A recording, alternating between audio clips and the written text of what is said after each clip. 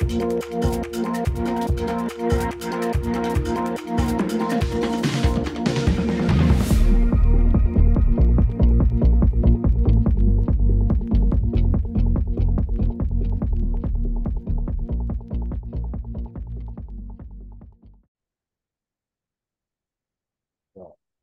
guess good evening, everyone. Thank you for taking the time to join us this evening to talk about best practices for public meetings, really an overview of the open meetings law, open records law, little discussion on closed sessions.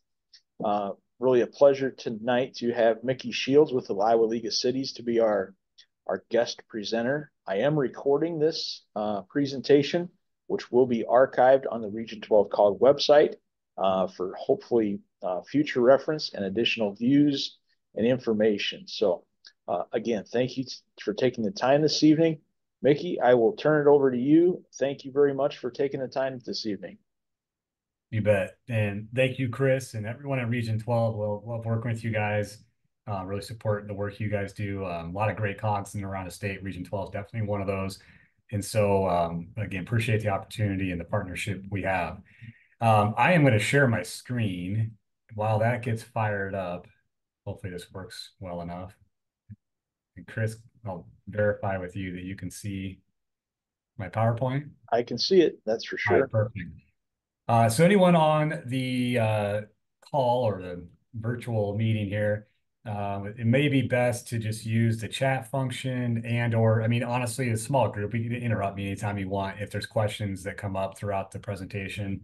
It's not an interruption, put it that way. I do not mind at all asking or answering questions as we go. This is a lengthy presentation that is primarily focused on open meetings and best practices for running effective council meetings. That's what I'm going to really spend most of the time tonight on. There's also a big section on open records. Open records are a little bit more straightforward under the State Code of Iowa. So there's a lot of slides in there that I probably will not get to and explain in detail, but I do always want to include those when I do these kinds of presentations, just because there's a lot of just guidance straight from the State Code of Iowa in those slides that you can digest for later on. But again, we'll focus primarily on open meetings, but if you have questions on any of this stuff, just let me know and either use that chat or just unmute yourself and let me know. All right, so we're going to start with open meetings. I always begin with the basics from the State Code of Iowa. We'll get into some of these other areas, as you can see here on the screen, different aspects of the open meetings law, closed sessions, as Chris said. We're going to focus in on that for a little while. And then some best practices when it gets into rules of procedure and proper conduct and what a good meeting looks like. And then we'll talk at the end about open meetings violations, which I'll probably reference throughout as well. But that's the structure of this presentation. So we'll start with the start, and that's kind of this very basic but very important aspect of the open meetings law, which is that as governmental entities, city governments, county governments, local governments, when they conduct business and they make decisions, it's supposed to be done in open session, in an open, transparent manner. Which I think most of our members in the League of Cities and other local government entities certainly understand that, but we do have to emphasize it at times, especially that second bullet point there where it talks about any ambiguity should be resolved in favor of openness. So sometimes the state code is not explicit in any number of ways, not just in open meetings and open records, plenty of other areas that you interact with as a governmental entity. But in this area, there is at least a little clause in there that says essentially that if you are somewhere in the gray area of the open meetings law, that you should resolve it in the favor of openness. And I think, again, most of our members fully understand that, fully support that, and want everything to be done above board and in an open, transparent fashion. But every now and then you kind of run into some situations that are a little bit awkward and in the gray area law, and just it's usually best to just, you know what, do it in open session and you'll be fine. So what is a meeting? The state code does define that for us. And it is a gathering in person or by electronic means of a majority of the members of a governmental body. You've probably heard the term quorum before. A quorum of a council, city council, is simply a majority. The vast majority of cities in Iowa have a 5-member city council. And so a majority would be 3 members together deliberating or discussing or taking action on city business. That's a governmental body meeting for city councils in Iowa. It can include informal discussions as well. So it's one of those things that sometimes councils can trip up on. Obviously, I think we can all picture what a city council meeting looks like, and we've all participated in those, or most of us have. Same with county boards and school districts, school boards. But every now and then we're asked questions, especially these days with the advent and proliferation of mobile devices, social media, group emails, group text threads, where you can throw a bunch of people on there, including a quorum of your council, and that alone does not constitute a meeting. But if a group discussion via email or text or social media, whatever, includes a quorum of the council and they start to deliberate, and they certainly, if they vote upon business in that setting, that would be a violation of the open meetings law because you haven't followed the open meetings laws, which I'll get into next. But kind of keep that in the back of your mind because that is a constant question these days. Again, with so many ways to communicate with one another away from a face-to-face meeting, we get a lot of questions on that. So we'll just, again, keep that in the back of your mind. Now, what is not a meeting? So the other thing that always comes up is, especially some of our smaller communities, a council member will ask, I'm in a club, a Rotary, or I coach football with 2 other council members, youth football or youth volleyball, whatever. And, we're all in this thing together. We have a lot of personal relationships in town. And so there's always this chance that we're going to run into another at these youth sporting events or at the church or something like that. Does that mean that we're in violation of the open meetings law if there's 3 of us there? Like, well, no, not necessarily. And that's because right here, the state code does have a clause there that talks about meetings not being gatherings of the members of a governmental body for what they call, the state code calls, ministerial or social reasons, and there's no discussion of policy. Okay, so this is the guidance when we get asked that question is, the guidance is, look, if it's purely social or ministerial meaning gatherings like the council's been invited to a ribbon cutting or an ice cream social or a fundraising event for the school. And of course, you're members of the community, and a lot of times city council members as elected officials are invited to those kind of social or ministerial meetings and events. Totally fine. You can have all 5 of your council members there, let alone 3, which would be a quorum. But the big caution in those situations is to not get together 3 or more members of the council and discuss city business. That's the big no-no. You can be at a social gathering, but as long as you avoid discussing city business, you're fine. To that point, sometimes a city will ask about, okay, well, the full council and the mayor have been asked to attend this ribbon cutting in town, or and they do some kind of social thing. Now the whole council is invited. They're all, we know at least 4 or 5 are going to be there. Okay, it's not a city council meeting, but still post a notice that says something to the effect of, it is expected that a quorum of the council will be in attendance at the ribbon cutting for the new Main Street business. But no city business will be discussed. It is not a formal or an official meeting of the city council. So still post a little notice at City Hall just to kind of head off any concerns from the public or the media that, hey, we saw 4 members of the council at that ribbon cutting. Isn't that a meeting? Like, no, it's just a social gathering. They're not voting on anything. It's not a meeting.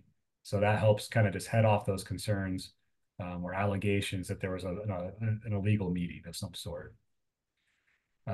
So what is a governmental body? So again, I think most of us in local government fully understand what it means for a city council to meet, county board, school board. Those are the most common examples in local government. Now the next slide over here I'm going to get to is common governmental bodies for city governments, not nearly as experienced or well versed in county and school boards and commissions and committees. So I'm going to focus in on city ones. And these are very common. So again, you got city councils at the top there. Sometimes you got city council subcommittees. And then pretty much every city, even our smaller cities, have at least one other city appointed board or commission. Library boards, park boards are very common. Medium to larger cities might have a zoning commission, planning and zoning commission, board of adjustment, airport commissions. There's even more than this. Believe it or not, you can have as many as you want as a city government. So most of them are going to be considered governmental bodies, and here's why. Going back to a previous slide, and it's that second bullet point where the state code defines a governmental body as an advisory board, commission, or task force created by executive order of a political subdivision to develop and make recommendations on public policy issues. So pretty much all of these council subcommittees, utility boards, library boards, and so on are created by the mayor and council. And the whole reason they exist is to provide public policy recommendations back to the full city council. And so that's the whole purpose. They study the library stuff and they help manage the library, or they help manage the Parks and Rec services and help identify needs like a new playground in this park or an update to the swimming pool over here. And so they definitely qualify as an advisory board or commission, and they give recommendations on public policy issues. So for all of those different boards and commissions, they must also follow the open meetings laws, just like the city council does. So what does that mean? There's a whole bunch of requirements in there, but there's some very important and basic ones that every governmental body must follow under State Code of Iowa. You have to provide public notice at least 24 hours in advance, and that notice must include the tentative agenda. And frankly, I wish the word tentative was not used, because the interpretation from the Iowa Public Information Board and others has really been that that needs to be your final agenda. And so within 24 hours, you really cannot add anything to the agenda. You can take items off. You can have the council can get to the meeting and table items. They can reorder the agenda. They can remove something, but they cannot add something within 24 hours of the meeting. The only time that can happen, either holding a meeting that was unscheduled or unplanned for and unnoticed, or adding something to an existing agenda for a previously scheduled meeting, is when you have an emergency. That's the only time that you can really violate the open meetings law. You see there, for a good cause. Well, there's, again, the state code's a little vague on this, but the interpretation from the Iowa Public Information Board, IPIB, and attorneys has long been that it better be an emergency, and a true emergency. Not that you forgot to place the liquor license renewal on the agenda. It is more things like the town is suffering from a natural disaster, flooding, and the council cannot possibly wait 24 hours to meet, because we got to take action and come up with a response immediately. There's property at risk, there's people's lives at risk, stuff like that. That's when you can violate this 24-hour clause. Whatever the case may be, meetings must be held in open session unless expressly permitted by law. It's closed sessions, which we'll get to here in a second. And you must always hold meetings in a place and a time that's reasonably accessible to the public. Again, unless there's good cause where that place or time is not possible. So the example there would be, okay, back to the flooding example. City Hall is flooded. We can't possibly hold an open meeting in City Hall right now in a safe and reasonable manner. So we're going to move it to the school gymnasium or something like that. Okay, that's fine. But normally you would always hold it in a place that's like City Hall, council chambers. Everyone knows that's a public building. That's where city council meets. Okay, we're good to go. Also at a reasonable time. This one, again, is common sense. Most cities have no issue with this. They meet at 6 o'clock at night, 7 o'clock at night at City Hall. You're all good. Every now and then a city will bend this a bit, I would say. And there was actually a case before IPIB several years ago where a city council met at 6 a.m. on a Saturday. And while they did all the right things, they put a notice out and they held it at City Hall council chambers, and they didn't get in trouble, but IPIB basically said, 6 a.m. on a weekend is probably not the most accessible time for most of your citizens. You might want to rethink that next time you need to hold a special meeting. It's just kind of give that better consideration next time. So we always kind of urge a little caution with that. Really think about what's best for your public, especially if you have to have a special meeting of some sort. Some other requirements that come from the state code that pertain to meetings. Now, for all of your governmental bodies, you must take meetings. There's some additional requirements for your city council minutes, which I'll talk about next. But just note that for all of your governmental bodies, which would include the park boards and the library boards and all them, that they also have to take minutes, and those minutes must include these basic information, time, date, and place, any kind of votes that were taken. You try to summarize uh, the the discussion. There needs to be an accurate reflection of what happened at the meeting.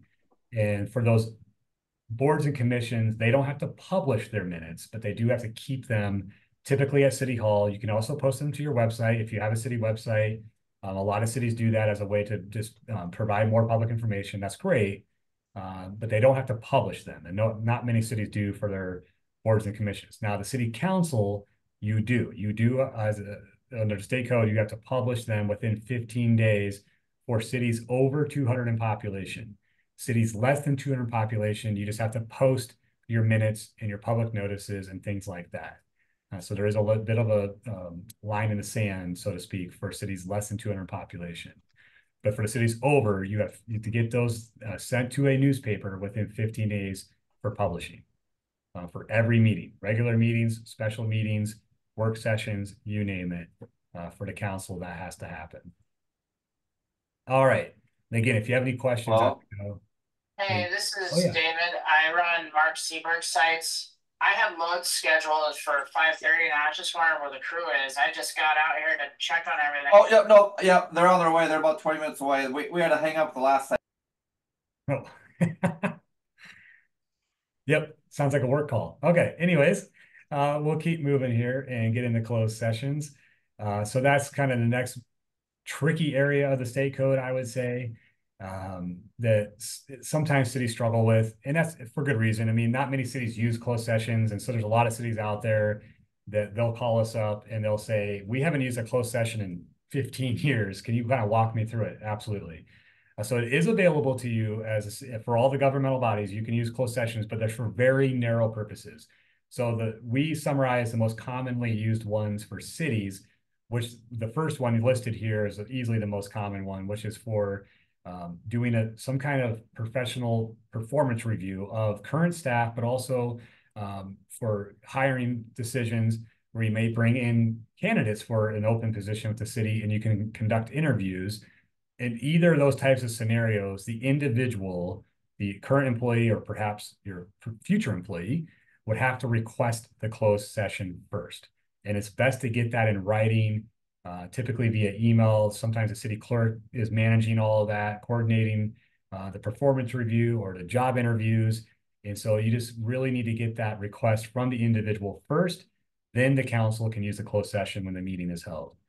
The other more common types of closed sessions for city councils would be discussing litigation strategy with your attorney. So if you're in a lawsuit, or there's a lawsuit's been threatened, frankly, imminent, they call it a lawsuit is imminent, you can use a closed session for that, discuss litigation strategy. Also, if you are potentially going to sell or purchase real estate, you can hold a closed session to kind of keep your cards close to your vest, so to speak, and not tip your selling or purchasing hand.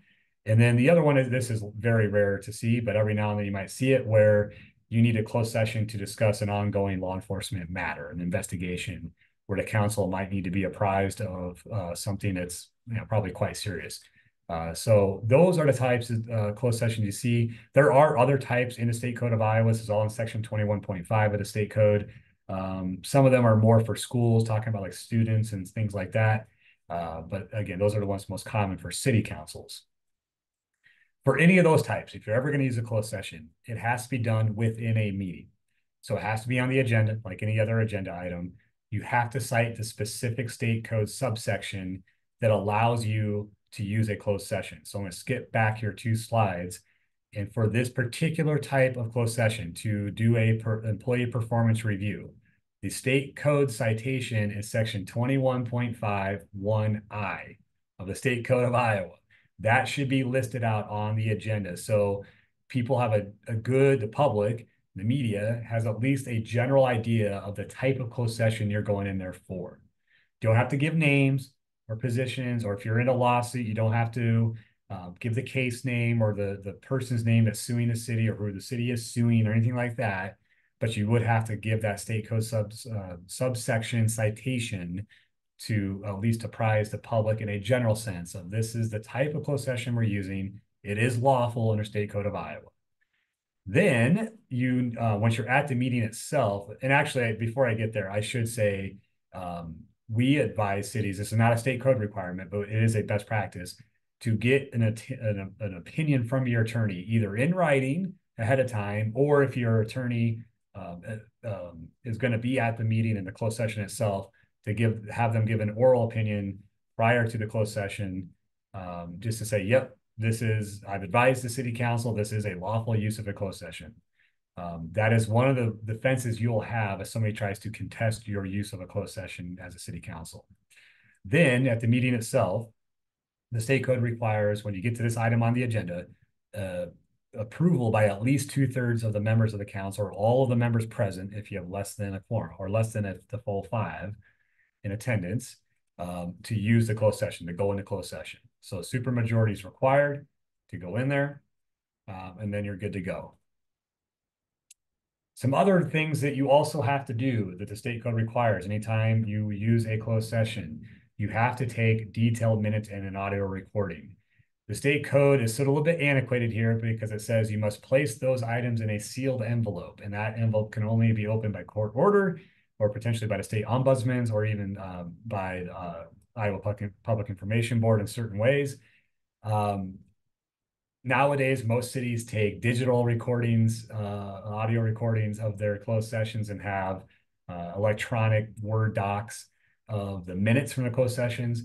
So the guidance there would be if you use a more digital format for those requirements, to place them in a password protected file on the city's network or computer or whatever you got. But just make sure that you got to treat them in the same fashion. They can't share them publicly unless ordered to by the court or by the state. Some other things that are really important with closed sessions: you can only discuss matters that are relevant to that closed session. So going back to one of the examples of, say, a real estate transaction, you cannot use a potential purchase of a real estate closed session and then talk about an employee's performance, right? That's a completely separate matter, has nothing to do with the potential purchase of real estate. So don't do that. The other big thing that this is one we really stress with our council members is to never discuss publicly what was discussed in a closed session. The closed session obviously is meant for confidential, private discussions among those there, which is the council and whoever the council invites. Okay. There's been several instances over my career at the League of Cities where a council member then goes down to the local tap after the council meeting and someone asks, well, what did you guys talk about in that closed session? Well, it was about blankety blank, blank, blank. You just violated the open meetings law. Probably innocently, but you just did. And so don't do that either if you're a council member. But also if you are an attorney that the city is, you're working for the city, you were brought into the closed session to help provide guidance, or sometimes a city clerk or a city administrator is in there because they're taking the minutes or they're asked to give their input about this real estate transaction, whatever it is. They should, again, anyone who's involved should never talk about the matters publicly. Also, for council members and for everyone involved, you cannot formally vote during a closed session. You can certainly arrive at consensus. You can indicate how you're going to vote, but all votes always must be done in open session. Okay, so if you need to vote on something after, again, real estate transaction, we're going to discuss our purchase price. And then the next item on the agenda is the approval of the purchase of the real estate, because you think you're going to get there. You know what you're going to agree to. You've got a seller lined up. So the closed sessions to kind of iron everything out. And then you need the formal vote to actually purchase it. All good and fine. But that formal vote has to be done back in open session. It has to be on the agenda. Lastly here, I kind of alluded to this before, the governmental body, only the governmental body, the council in this case, can determine who attends a closed session. So they can invite in somebody if they feel like it's necessary. And also only they can exclude a member of the council only when they have a conflict of interest. So again, the real estate example, say it's a council member who owns the land that the city wants to purchase. Well, clearly they have a conflict of interest in that type of situation.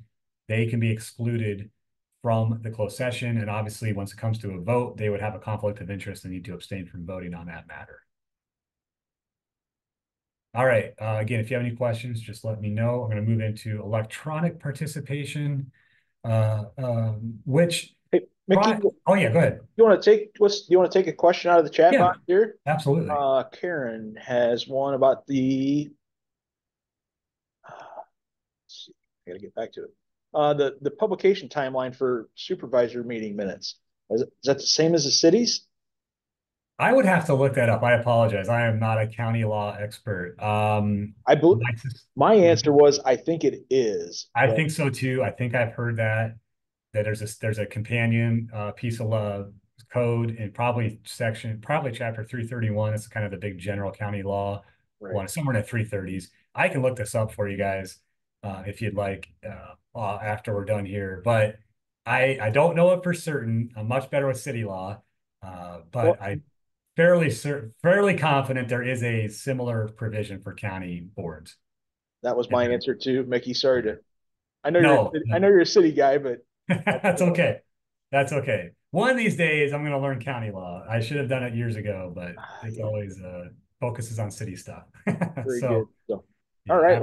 Let's go on to electronic participation. Okay. Good. Yeah, absolutely. So before COVID, this slide used to take about 30 seconds because most cities hardly ever use electronic means to hold a full meeting. And in fact, the thing that I would see the most is one council member would join a meeting electronically, typically via conference call, and then video conference these days, as video conferencing got a lot easier and affordable. But he's usually one member on the road for work or on vacation. And usually the reason they would do that is they were needed for a quorum, to get to a quorum. And so they would say, hey, there's one of my favorite stories is there was a city council member, Northwest Iowa, who's a Major League Baseball umpire. And so, of course, he spent a good chunk of the year on the road calling games all across the country. But he was an active member of the council in this city.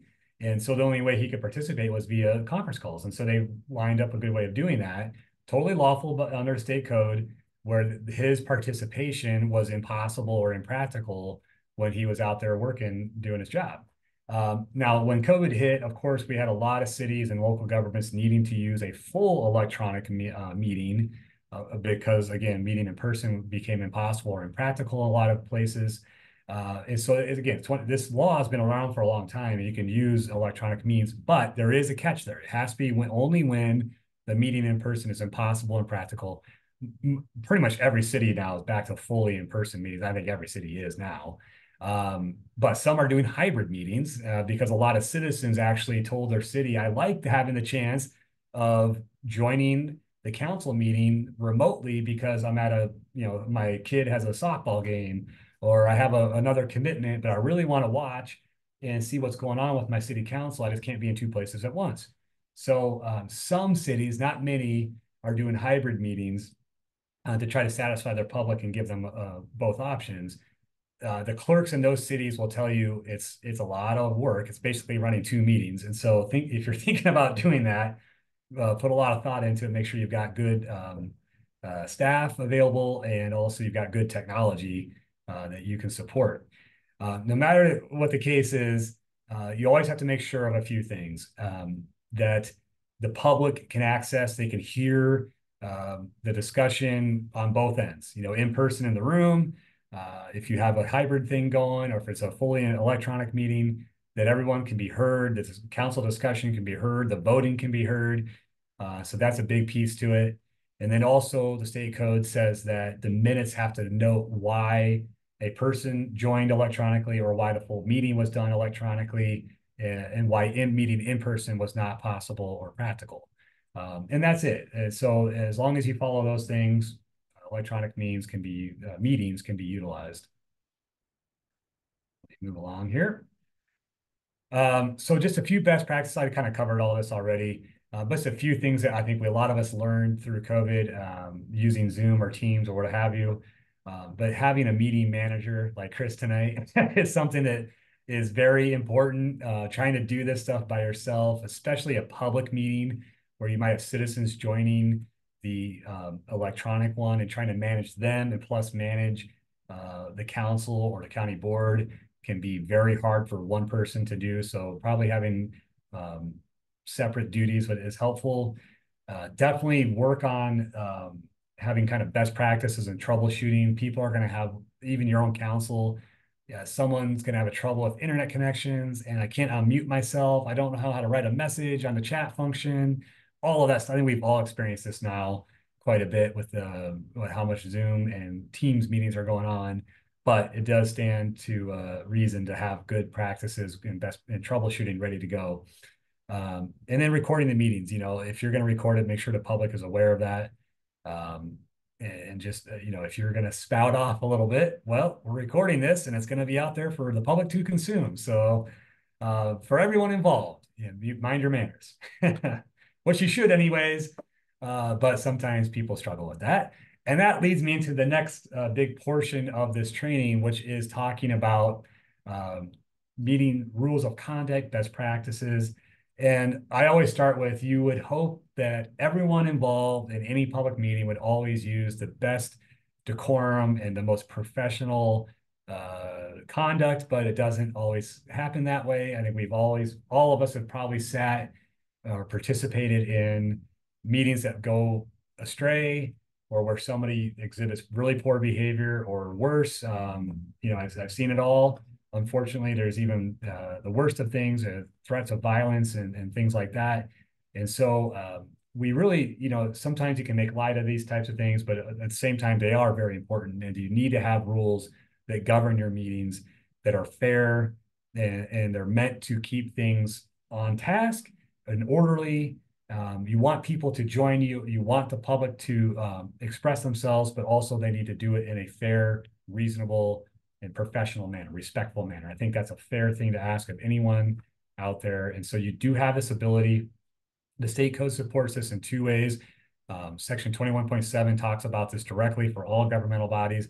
And then for city councils, there's a kind of a redundant state code in there that talks about you having the ability to set your own rules for your meetings. So what do those look like? These are the big components that I would really stress. For every city out there, same with counties and schools. You can shape them however you see fit. Smaller cities, I know when I give this presentation, they probably don't need every last thing that some of our larger cities have, where larger cities tend to, not always, tend to have more attendance.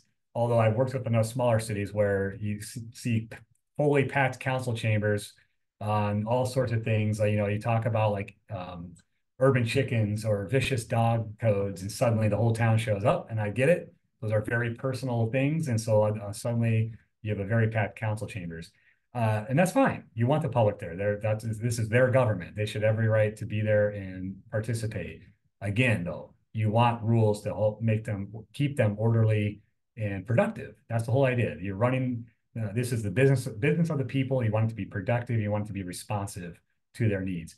So rules you should have in place: setting the agenda, how that's done, how discussion is handled, how public comments are handled, what kind of decorum you expect, and who enforces those. So I'm going to dive into each of those, and I'm going to kind of gloss over some of this, but the reasons we do this and what I just talked about, we want effective, efficient meetings. And that's also for the participants. It's for the council primarily, but also for the participants, so they understand what a good meeting looks like. And that builds trust and it builds morale in your town that, even when we have a contentious issue, we're still respectful and we're still trying to resolve the issues of the time. And we can walk away feeling good about it. Even if we lost the vote, I can still respect my neighbor and my council because they're respectful to me. So that's what you're going after. But it helps everyone understand their roles, how discussion's held, when is it my turn to speak, when is it my turn to shut up. Very important things. So where we start, who can set the agenda? This is a bigger issue than you think. I can only imagine it's the same with school boards and county boards in terms of who has the power to set the agenda. And it is a very powerful thing. How are items removed? What is the schedule? What's the deadline for getting things inserted into the agenda? What is it? When does the agenda need to be made public? We know that the state code says 24 hours. Most city governments out there, they try to post their agendas by 72 hours. But what, do you have a rule that says that? Is it just maybe one week it's Friday, next week it's Saturday? That's not great. You should do the same thing every single time you have a meeting. So again, the public has an expectation of, the agendas posted by Friday at noon. I have the whole weekend to consume it. And then on Monday night, the council meets, and I've already had time to prepare myself as a citizen, but also as a council member. That's the idea. Most city governments, most city councils, this mayor is the presiding officer of the city. That is state code. The mayor is the presiding officer of the council.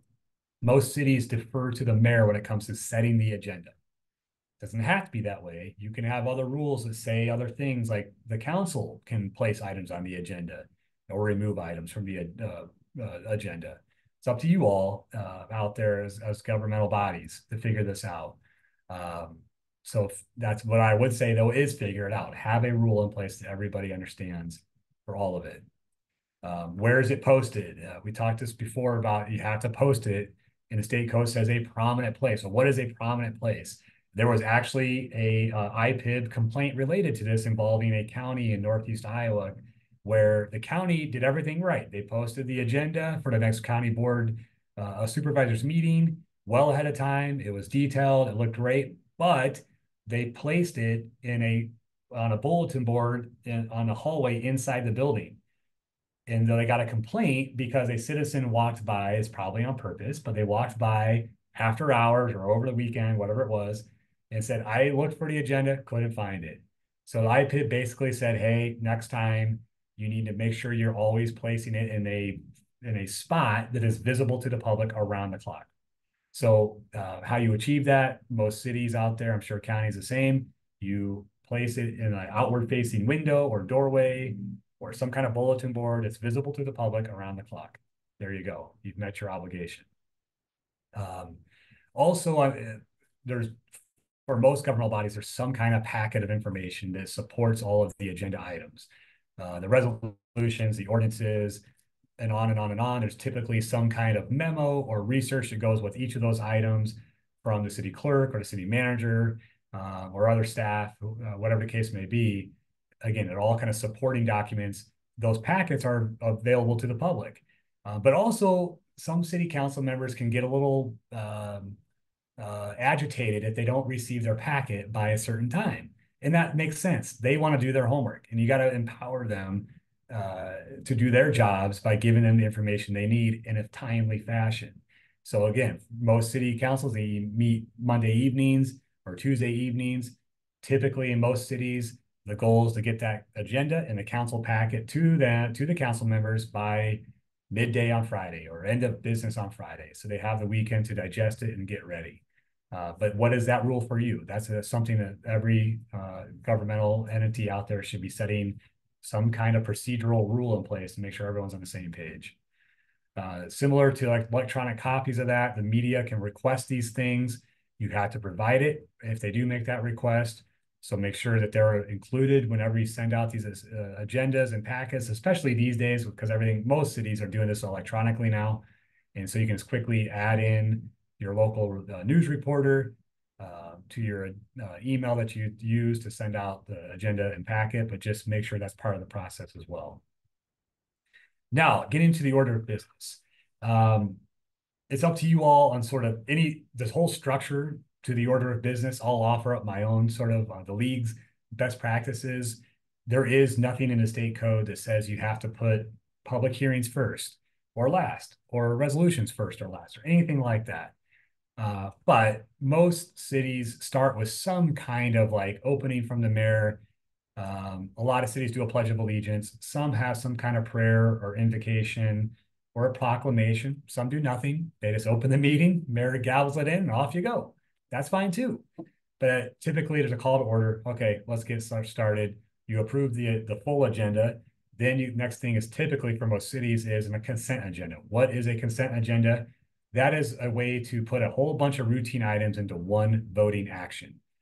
Liquor licenses, building permits, Routine bills that are pretty small and routine in nature, you can do all of them. Maybe there are 20 items worth of things with one vote called the consent agenda. But you can also remove things from that consent agenda, especially if one council member says, you know, what is that building permit about again? I don't think that's a good idea. I don't think that actually meets our building code. We need to really look at that closer. Okay, that council member can say, I remove to take consent agenda item Z for separate approval. Okay, no problem. You can do that. And then it gets its own separate approval. Your call to make, though, as a city or a governmental body. The next things this is where you definitely have some more options, and I see more variety among city councils. Most cities put their public comments next. So there's no obligation. The only time the public is required to be allowed to speak is a public hearing, which we'll talk about here in a second. But as a best practice, and something the league certainly encourages to have good citizen engagement, is to have a dedicated public comment time on your agenda. Most cities have found it advantageous to place that at the top of the agenda. Why? Well, normally if somebody's coming to address the council, it's probably because they're not there to pat you on the back.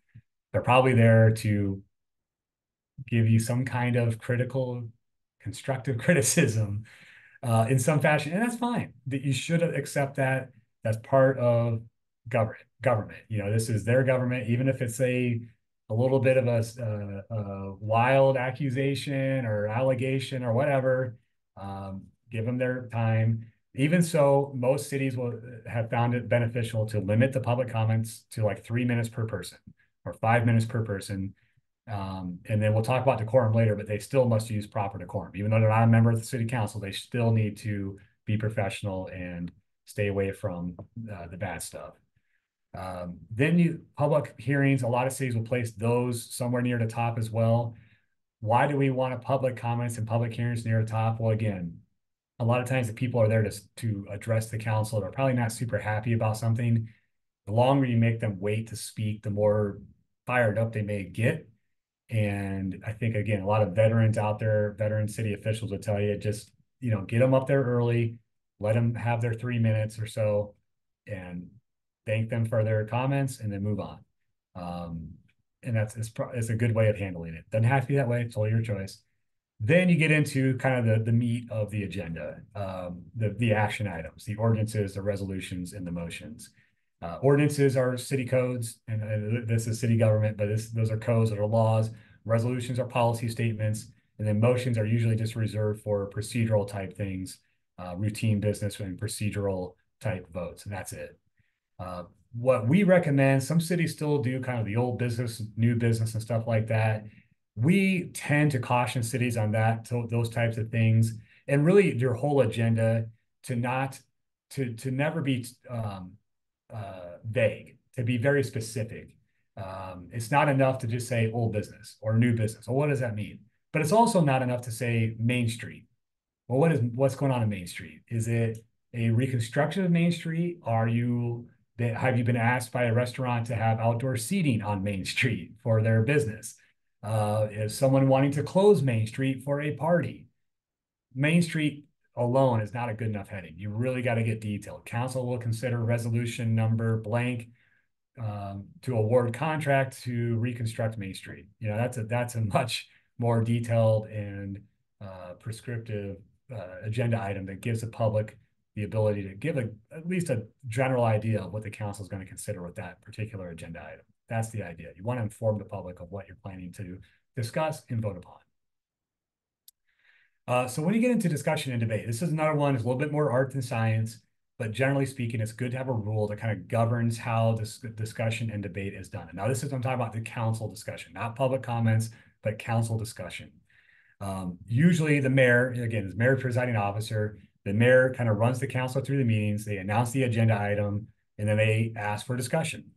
And so it kind of depends on each city on how that is handled. But usually the mayor, council members ask to be recognized, to speak. It could be as simple as a hand wave. Sometimes it's cool to just butt in. You know, different councils handle this differently. But the main thing is you want a rule that allows the mayor to say, hey, you've been speaking for like 10 minutes straight. We got to give another council member some time here. So some cities do get pretty detailed, and they'll say 5 minutes unless the mayor the presiding officer grants you additional time, and you request additional time and it's granted, something like that. The other thing too is to certainly have a rule that prohibits interruptions, except to enforce the rules, of course. And so that's where if you have a council member basically filibustering an agenda item, you need to have the ability to say, especially the mayor, say, all right, that's enough. You've had 5 minutes. I'm going to stop you there. I got to let other members speak that want to, unless you grant them additional time. But also that you don't let other council members speak over one another. Those are the worst meetings I've been to in my time at the League of Cities, where it just turns into a shouting match because no one's following the rules. They're interrupting one another. And then the volume goes up dramatically, because I think we've all been involved in discussions, heated debates where I'm not being heard. So I'm just going to start shouting. And that's how I'm going to be heard. That's not productive. That's not healthy. It's not what we want out there when we think about what a public governmental meeting should look like. So I kind of covered this already, but got to limit remarks to a reasonable length. What is reasonable? That's for you all to decide. But at some point, you got to end the debate. And if it's a voting item, call for a vote. Okay, so this is where the mayors and county boards, I think you got chair people that can do this, but someone's got to be in charge, be the presiding officer, and say, okay, that's enough. I call for a vote. We're getting to the part where we're going to vote now. That's it. So have rules in place for all of that. Now, public hearings, again, I talked about before how that's the only time that you're legally required to allow people to speak. Even so, and what I first should say, whenever you have a public hearing, you have to provide notice. For cities over 200 population, you have to publish those notices. Most of those notices are 4 to 20 days in advance. You have to publish a notice. And so you got to follow that. There's some different time frames for different things. So you got to handle that. Then you can get into, when you have a hearing, some specific rules for public hearings. And most cities don't limit the length of time someone can address the council during a public hearing, but you may want to. But the more important rule is probably decorum. That if you're going to address the council during a public hearing, same thought process, in that you have to be professional. You have to follow our rules of conduct, and then really stress that. So that kind of governs all of this stuff with citizen participation. The other question I always get asked when I get to this portion of the presentation is whether it's a public comment time or a public hearing time, or other agenda time, can the members, anyone in public, can they just chime in whenever they want? And I always say, well, first of all, it's up to you, okay? Most cities do not allow citizens to just chime in whenever they want on any other agenda item. Again, public hearings are separate because that's the time they have to allow them to speak. But any random agenda item, can a member of the public just chime in, talk over the mayor, talk over the council? Well, no, it's up to you all though. But most cities have a rule to say no. The only time you can address the council is during public comments or a public hearing. Some cities do allow a public comment time within each agenda item. So it's kind of like mayor announces the agenda item, council discussion, public discussion, any public comments. That's fine. It's your call to make. Now that can make for longer meetings, and that's fine if that's what you're willing to have. So just again, though, they should follow that step, to follow the procedures within your rules. Another thing that kind of you see sometimes, like some cities will require a member of the public, if they want to address the council, to give their name, address, something like that. Totally your call to make. What happens if a citizen says, I don't want to give you my name or my address? Okay, well, then we're not going to allow you to speak. You can do that. I don't think most councils would do that. They'd probably say, fine, just say your 2 cents, we'll be glad to hear your thoughts, and then we'll move on. Again, a lot of this it's up for you all to decide, but this main point is have a rule. Now, I've already covered this, just that the biggest thing of the veterans out there would tell you, have something that limits remarks to a reasonable amount of time. 3 to 5 minutes is plenty.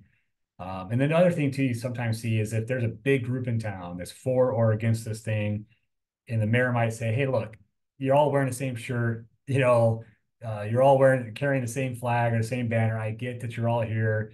to support this issue or oppose this issue, why don't you just kind of come up with a spokesperson or two so we can condense down your comments? We respect that you're all here, but if each one of you spoke for 5 minutes, we'd be here till tomorrow. And none of us want that, including you all. So let's find a way to be efficient and move things along. So you can do that as well.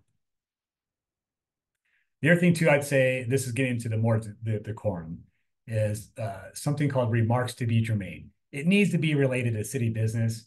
I know, or county business or school business for that matter. I realize that sometimes people think of a governmental meeting and they think this is just a free-for-all. Well, no, not so much. It still needs to be relevant to the governmental body that's hosting the meeting. Talking about, I don't know, what would it be? Last night's high school football game. That's not, that's not why we're here. Save that for the coffee shop talk. We're here to talk about city government. So, let's keep it to that. Obviously, though, the more important thing here would be no offensive, disrespectful, profane things, no threats, no irrelevant remarks, all that stuff. Just keep it to the point, be respectful. Always remember, the state code supports this. You can keep your meetings free of interruption and interference by spectators. But this also pertains to everyone. So I always a lot of this is about public comments, but it also pertains to the governmental body members themselves, the council members, the board of supervisors, the school board members, to be respectful, be professional, follow the rules, stay on topic. That you can place reasonable restrictions on people. Sometimes we hear this in our world in city government where someone will say, you can't tell me to stop talking, you have First Amendment. Well, no, actually, the First Amendment does apply in a sense, but it's restricted here because we have the ability to restrict discussion in our meetings, supported by State Code of Iowa. And so you can do that even if somebody tries to make that kind of claim. And ultimately, you can have people, you can remove people, including council members, which is exceedingly rare to remove a council member or a member of the public from a governmental meeting. But it does sometimes have to happen, especially in those situations where someone has made threats against people in the room or others in the public, or just some kind of threat of some nature. That I would never take that lightly. And that's probably a time to remove somebody. And I know small towns, especially, they don't have police departments. And so it can be tricky, but sometimes they've had to call the county sheriff department and say, hey, we've got a valid, credible threat here. Can you have somebody here for our next council meeting? And sometimes you have to take that drastic step. And so just be aware of that. Enforcement is next. And that's always the hardest part with this stuff. And my heart always goes out to the mayors out there, county chair people and school board presidents and all that, trying to govern some of these meetings when they really go off the rails is really difficult. You want people to be engaged. You want to be respectful. You want to give people a chance to speak. But when it really gets bad and egregious, you just kind of have to step in. It's not a fun part of the job, but somebody has to enforce the rules. And there are criminal charges that can be issued in these egregious instances. Somebody refuses to follow the rules or stop talking or leave. Any of those types of things, you could ultimately, it's fully a last resort. It's very rare to see this, but it has happened. We have to start going down the path of criminal charges. So there are things in the state code to support that. There's also, I'm sure, city codes and county codes to address this in terms of you're trespassing because you're violating the laws and violating the rules. You refuse to leave when asked to do so. Disorderly conduct is certainly a thing you can pursue. The state code also has a couple rules in chapter 718 that talk about willful disturbance of official acts and governmental proceedings. And so there are multiple ways that law enforcement and your city and county attorneys can address this. Again, it's very rare to see this, but just be aware that these things, you are supported by the state code and your local codes if and when you get into one of these very serious situations. Last on the enforcement tips here, and this is true for all of your meetings, do orientations, do training, review the rules, review the laws that govern your meetings. A lot of cities out there have produced some kind of like rule sheets that are for the council, but also for the public. And they'll be kind of sitting around the council chambers for anyone to look at, just kind of a condensed version of your rules, like, here's how the order of business goes. And so if you're waiting to speak, this is where it's at on the agenda. But also, obviously, the rules about decorum, like we're not going to allow name calling and profanity and all that. And here's why: we have rules. We're going to follow them. And so it's always wise to at least once per year get those rules out, do orientation, do training, talk about them, make adjustments too. If you think something's antiquated or too stringent or too loose, that's the time to amend them and improve upon them. Try to be patient. If you're in one of those situations, you're getting, someone's reading the riot act at you, a council member or a citizen, I should say. Okay, let it be patient. As long as they're, even if they're being highly critical, but they're being professional, okay, that's fine. We can take it under advisement, and we'll move forward. Just try to be consistent though with everyone across the board. A couple quick things here. Now, this is going to be city-centric, so I'm just going to quickly go through it, but just probably for a little homework out there, we got a lot of questions on voting, the difference between motions and resolutions and ordinances. So I already kind of touched on this a little bit. For cities out there, you need a majority of the council seats to approve a resolution or ordinance. Most cities have 5 council seats. That means 3 is going to be needed for any resolutions or ordinance. Motions, meanwhile, just need a majority of those present. So if you have only 3 members present on a 5-member council, because maybe one seat is vacant and one person is absent, okay, you can still have your meeting, of course, because you have a quorum. So any motions could be approved with a 2-to-1 vote, but a resolution or ordinance would need all 3 in attendance to vote for it. And then actually, I should say, first of all, we always encourage cities to use roll call votes, where it's individual votes each time. Mainly, it's just a good practice to be in, even if the vote's going to be 5-0, and a voice vote would do it with all ayes or nays. Roll call votes, it's good to have that as a best practice. In the event that there's a 3-2 vote or a 4-1 vote, the state code says you must list the votes out individually. And so it's actually kind of a tool for city clerks, so they make sure the minutes are accurate. If it's a voice vote, you might not know, well, who said yay or who said nay? Man, you just use roll call votes. And then when can the mayor vote? It's always a little quiz we like to pop on people. In the vast majority of cities, the mayor is never allowed to vote, not even to break a tie. There's, I think, 24 cities in Iowa. I'm trying to remember now. I should know this. No, actually, I take that back. Anyways, there's very few cities that have an even number of council seats where the mayor is a voting member of the council. Very few. Most cities, the mayor cannot vote, not even to break a tie. The mayor, though, does have veto power. So that's where the mayors will, after I ask that question, they start to have a little a frown going, and they think that they can't do anything as a mayor. And it's like, well, actually, you can veto resolutions and ordinances. So you do have a legislative power through the veto mechanism. So in that event, if that ever does occur, you want to veto a resolution or ordinance, you cannot veto a motion. The mayor then has 14 days to submit a veto in a written message to the council with an explanation. And that's it. So it has to be done within 14 days of when the council voted to approve that resolution or ordinance. Then from whenever that veto is submitted, the council has, and I should actually say 30 days. That's a typo on my part, sorry. Has 30 days to override the veto, okay? So you can wait till the next council meeting. You can call for a special council meeting to place that override vote on the agenda, or the council sometimes can just sit on it. They'll say, you know what? It was a 3-2 vote. We don't have the supermajority needed to override the mayor's veto. We're just gonna let the veto stand, because it does take a supermajority, at least 2/3, to override a mayor's veto. Also, the mayor is normally required to sign a resolution or ordinance. If they choose to not do that, then they go into effect after 14 days for a resolution. or 14 days and publication of any ordinance. Another thing that we get tons of questions on is conflicts of interest and abstentions, which are not always the same thing.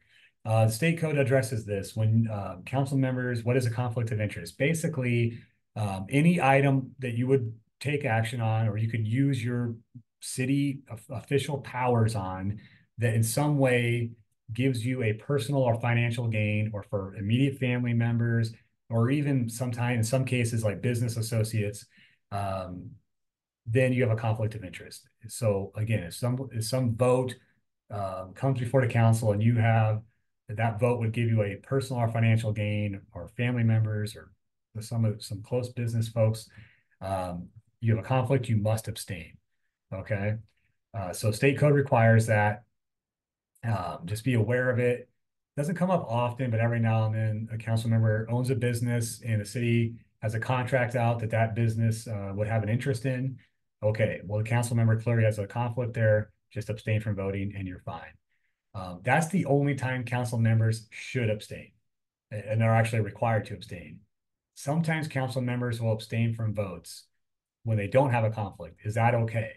Well, the state code does not answer this, that there's no state code that strictly compels votes, even when you don't have a conflict of interest. It probably should, but it doesn't. So sometimes council members, we see this happen where they'll abstain probably because they don't want to take sides on something, okay? That's not illegal, but it's not a best practice. You really shouldn't abstain when you don't have a conflict of interest, is what we tell folks. There's a few things that clerks out there need to be aware of. In addition to the minutes, we talked about that. You have to authenticate all measures, basically sign them to say that this is accurate, this happened, the council voted on this ordinance, I'm signing my name to it. That's authenticating it. Have to publish ordinances or a summary, or post them for cities less than 200. Most cities will do a summary instead of the full text of the ordinance, but you do have to do that. And then you have to maintain a copy of all your ordinances and codes, which is basically a city code book.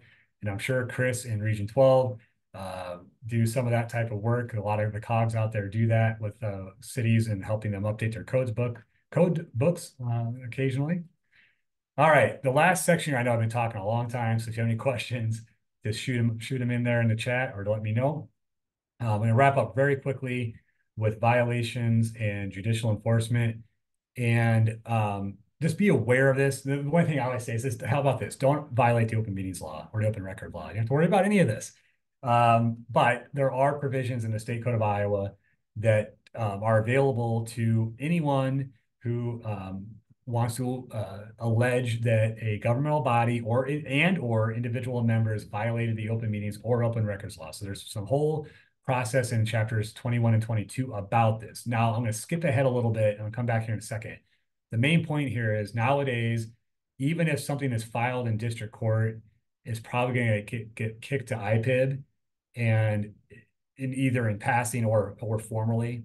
And so they'll probably tell an attorney or tell a citizen, file your complaint with IPIB.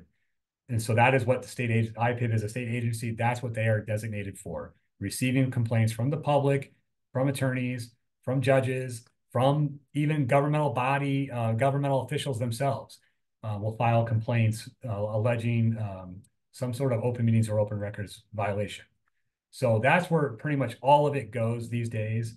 And so IPIB has all of these same powers that you see listed here. They can fine folks for violations, and they can order payments. They can all do all sorts of things. And here's the deal: IPIB wants to work with folks, especially when it's a first violation.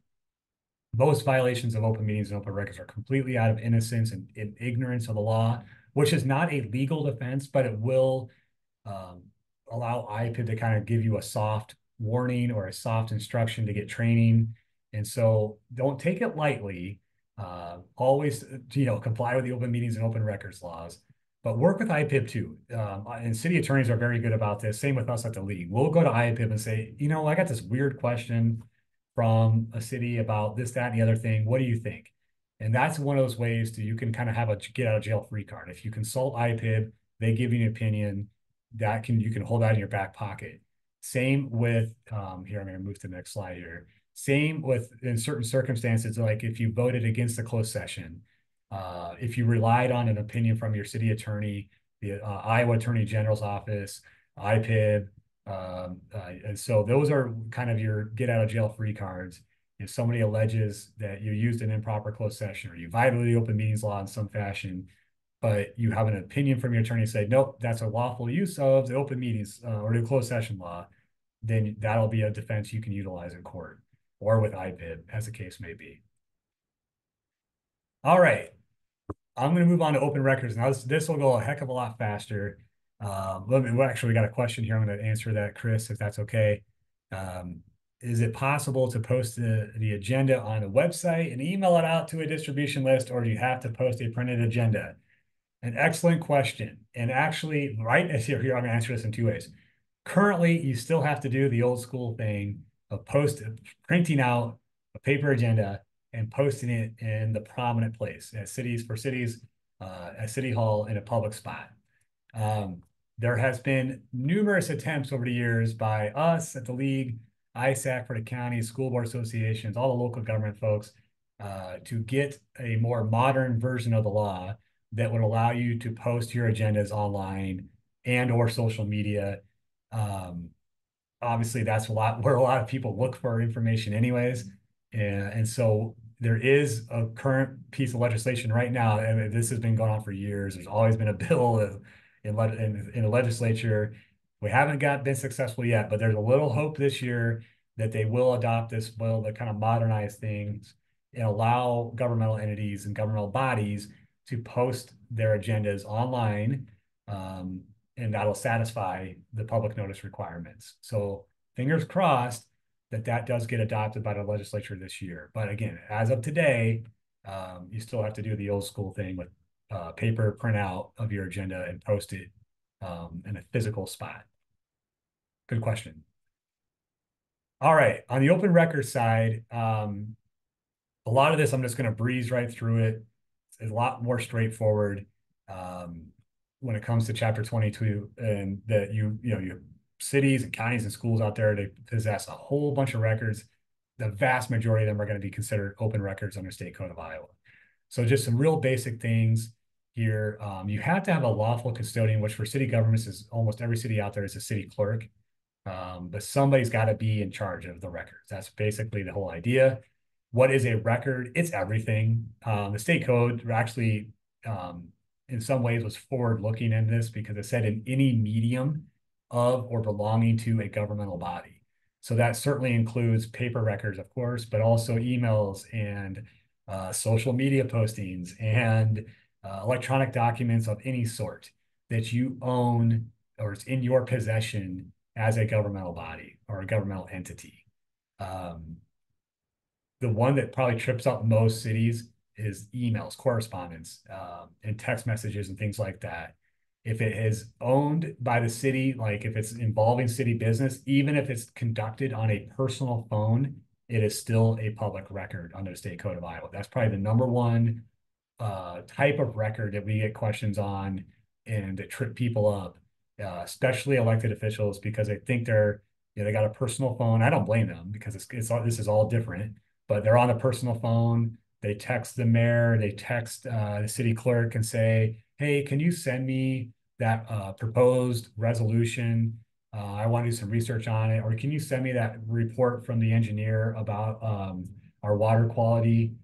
Okay, sure. That exchange right there is a public record right there. Whether it's a text message, an email, you're corresponding, it's electronic communication. And so that is a public record. So that's a tricky one for folks out there because there's so much done electronically these days, of course. So you got to find a way to manage that and store it, because that's where I get to next. You have to store your records under the State Code of Iowa, as long as you possess them. And the other piece to this is, I'm sure you all know this, but the public has full access to these records in any form, whether it's the paper records at City Hall or the county administration building, but also online. If you have like some kind of repository or electronic database where you store your records, the public has to have the ability to access them. Doesn't mean you have to give them access to your databases. You probably shouldn't, So because that'll be a risk, especially these days with all the cybersecurity out there, but you have to go retrieve them if requested. We'll talk about that here in a second.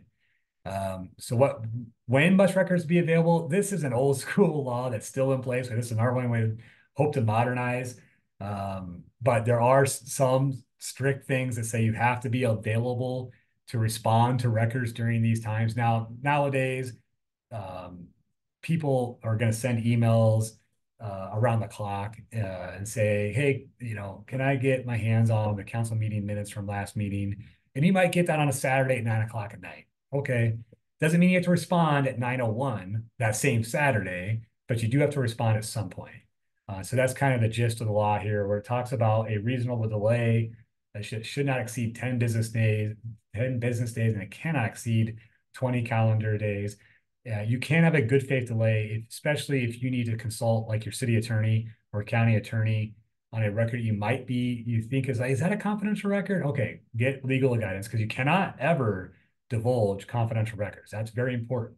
So if there's something that's a little bit questionable, you can definitely have a good faith delay, but still respond to the requester, say, hey, I think this might be a confidential record. I need to check with the city attorney first. It might take me a couple extra days to comply, but I will follow up once I know more. So still be responsive to them. Let them know that you're handling it and that you're digging into it. But most requests will just take, the same day. It should be done the same day, frankly. If they're just asking for very basic stuff like the last meeting minutes, can I get the code chapter on parking, the parking code? Sure, here you go. Easy stuff, especially these days. So many things are electronic. So there's a lot of this is, again, it's kind of the same things I was just talking about records requests. Don't have to be done in writing. You have to be released in a timely fashion, and so on and so forth. Now, you can charge fees, especially for the paper copies.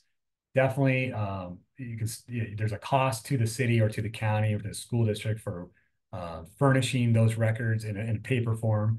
So you can definitely charge for that. Most cities have a policy to say something like 50 cents per page or something like that. Totally fine. You can even tell somebody ahead of time, look, especially at bulk requests, they want several hundred pages worth of public records, and they want it printed and sent to them. Okay, that's going to cost you, our record is 50 cents per page. It's going to cost you $200. Are you willing to pay that?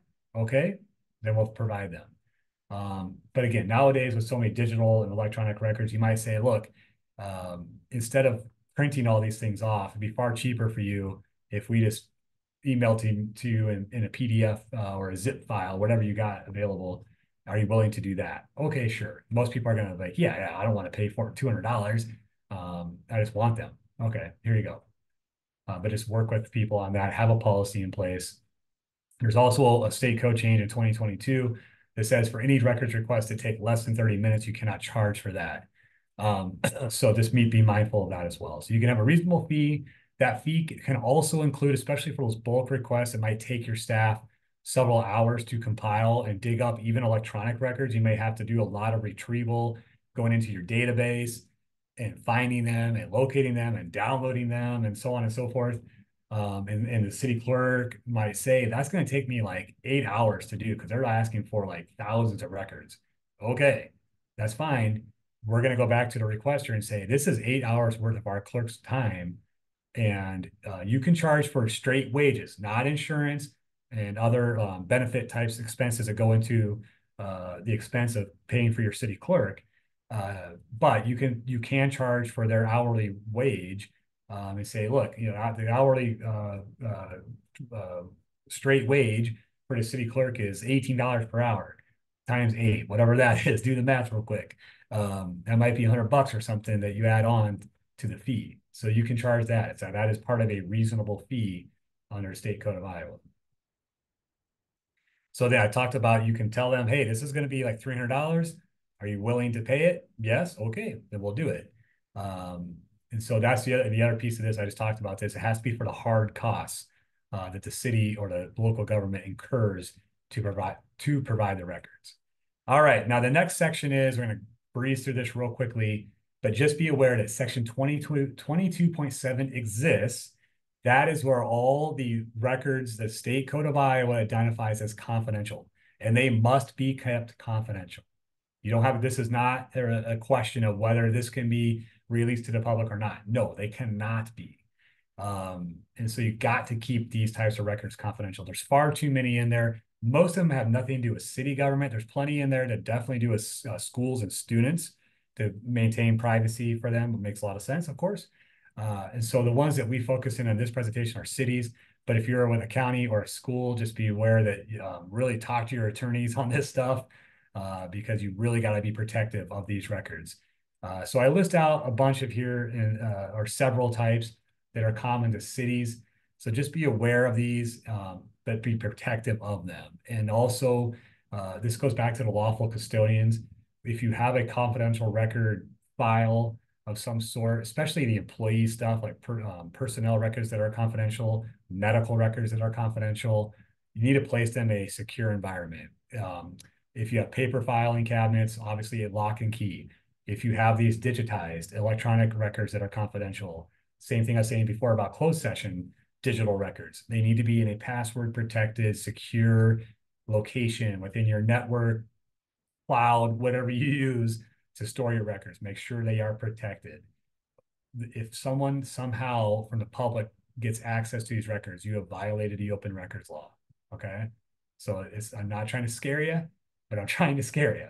You got to be careful with this stuff because it is very important to keep them confidential. A few other little quirky things in here that we always include, just be aware of them. Doesn't come up very often, but if you're ever involved, if your governmental entity is involved in a legal settlement, you have to be prepared to provide a summary upon request that summarizes the settlement, whatever the settlement is. It might involve money, it might involve some kind of legal dispute that has been settled. There's 1,000 different examples out there, but you would have to provide a summary of what was settled upon request. Another one that's interesting, and this is probably more unique to cities, city governments, but utility customer account records. This is another one we get a lot of questions on because it's really wonky.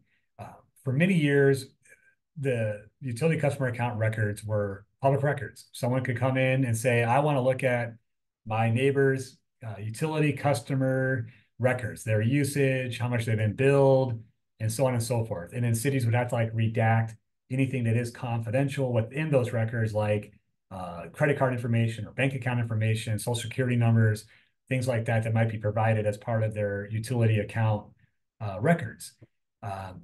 There was a lot of issues with that. So eventually the state legislature modified it, but they didn't make them confidential records under section 22.7. They basically said the record holders, like the city government in this case, can choose what to do with them. So most cities, after that law was adopted about 8-9 years ago, adopted a policy that says we're no longer going to consider these to be open records and just provide them whenever requested, but we will reserve the right to release them when we think appropriate, because sometimes cities will work with like a third party, maybe a COG for that matter, to do a utility rate analysis.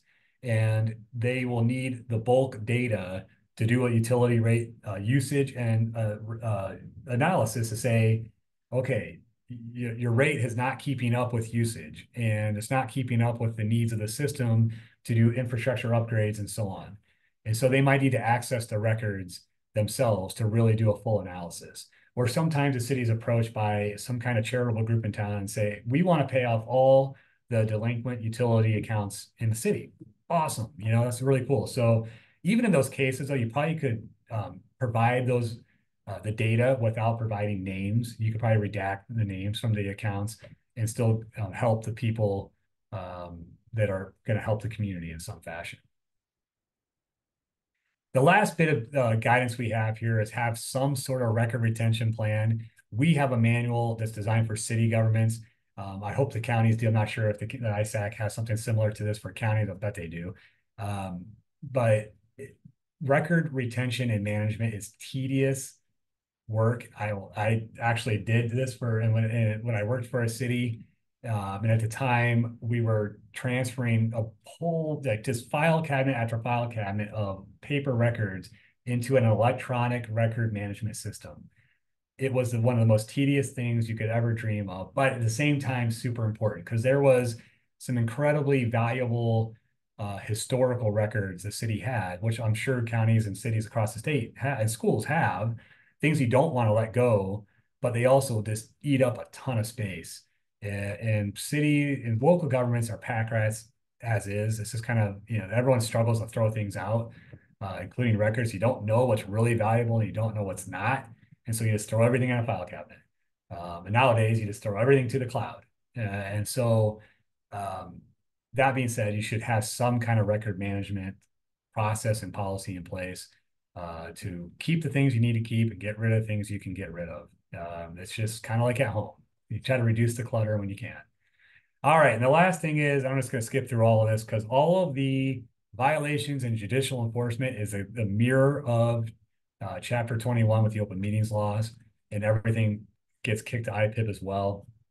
So just re-emphasizing, work with your attorneys out there. If you have any questions about, is this record confidential? Is it not? How do we handle this records request and so on and so forth? Ignorance of the law is not a defense, but if you have an opinion, it will help. So again, talk to your attorneys, talk to IPIB, and they can help you out. We at the league have a whole bunch of resources. Obviously, they're really shaped for city governments, but if anyone, I know I got a county person on here, I'm always happy to help anyone out there with any of this stuff, and work with IPIB as well. Again, they're a great resource.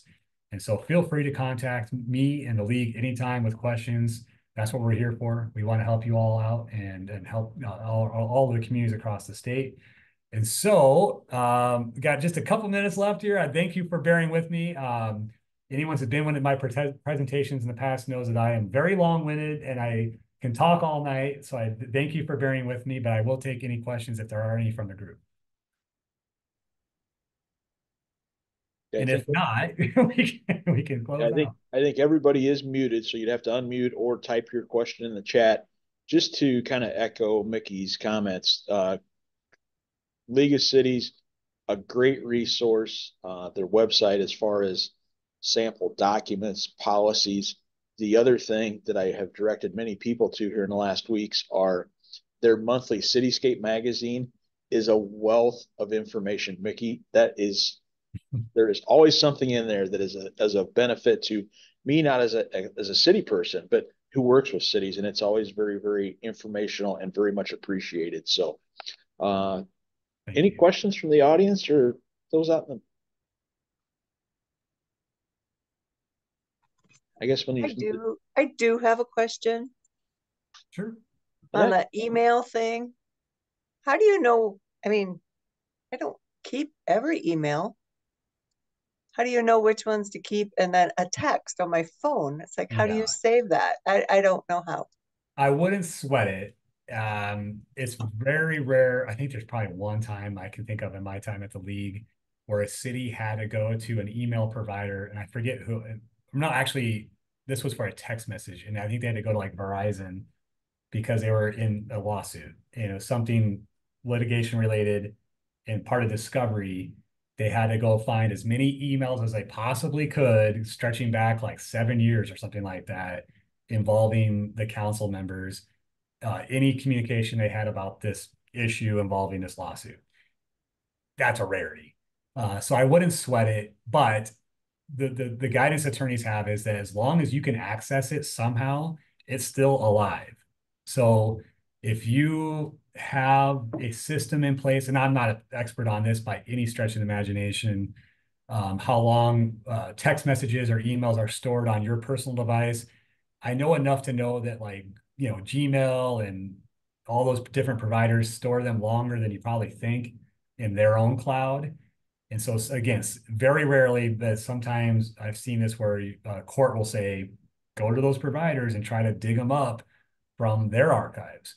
But more pertinent to your question is with cities and counties and schools, pretty much everybody these days has some kind of local provider or internal storage system, whether it's on the cloud or a server that retains emails. But the state code and text messages, especially for city-owned devices, So it depends on each governmental entity out there on like what you're using.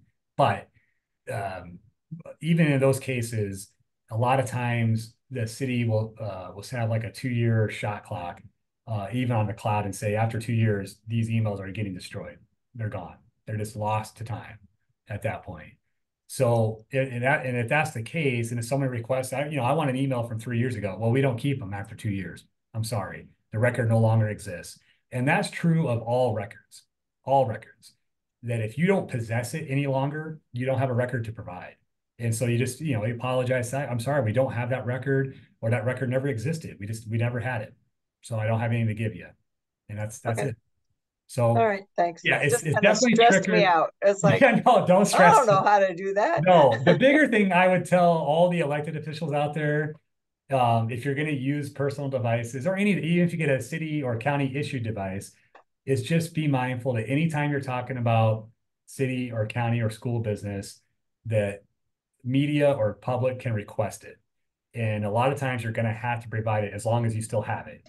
And so just be mindful, that be professional, which most people are, of course, but every now and then somebody will say, oh, a couple of council members are chatting back and forth, and have kind of a crass joke of some sort. It's harmless, but if that came public, you may be a little bit embarrassed. So just be mindful. Okay. Thank you. Yep. Good question though. That's a question we get all the time, and it is tricky. It's definitely a tricky one. Other questions, comments? Oh, here's one in the chat. Oh, okay. Is it a state requirement that if a city department has a social media account, we are required to share city hall's post? If so, what's the reference? Okay, this is another great and very timely question. And I'll say this, there's two answers to this. Another one that's got two answers to it. First of all, the state code does not have a blanket requirement for cities to, first of all, have social media, to post anything on social media, or to retain social media posts and comments and pictures, anything like that. So there's no general requirement regarding social media activity at all. However, there is a requirement under the new city budget adoption process, and I'm pretty sure this also applies to counties when they're going through their budget process, that the new proposed property tax statement, public hearing notice, must be placed on any social media that you own and operate as a governmental entity. So a lot of cities have Facebook pages, and then a lot of cities, especially the larger cities, will have multiple social media. They'll have Facebook, Twitter, Instagram, or X, whatever it's called, Instagram. Then there's some cities will also have like one for police, one for fire, one for Parks and Rec. Any of them that you own and operate as a city or as a county, you're going to have to post that public hearing notice regarding your proposed property tax statement on those social media pages. Then you also need to take the link to your public hearing notice and store it on a city website and preserve it forever and permanently on some page on your city website. So eventually you'll have years worth of these public hearing notices in some kind of archive. All of that only applies to cities that have a city website and have social media.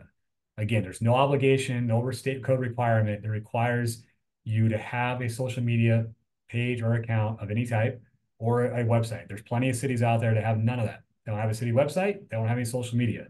So they don't have anything to do with this new requirement for this budget proposed property tax hearing notice. So it's only for that one thing, okay?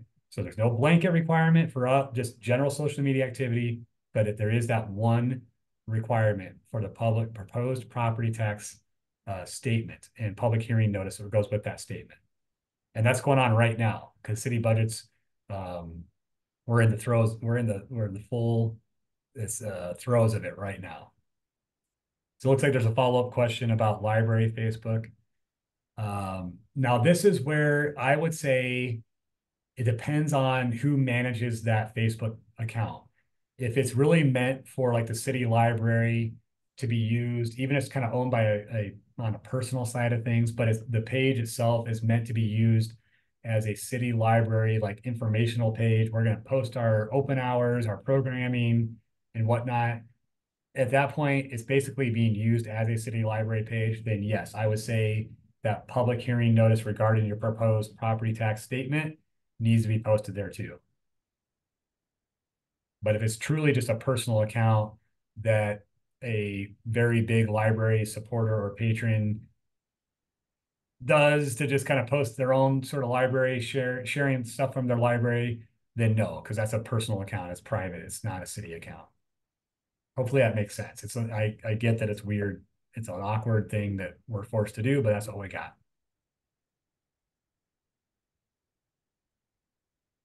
Any other questions?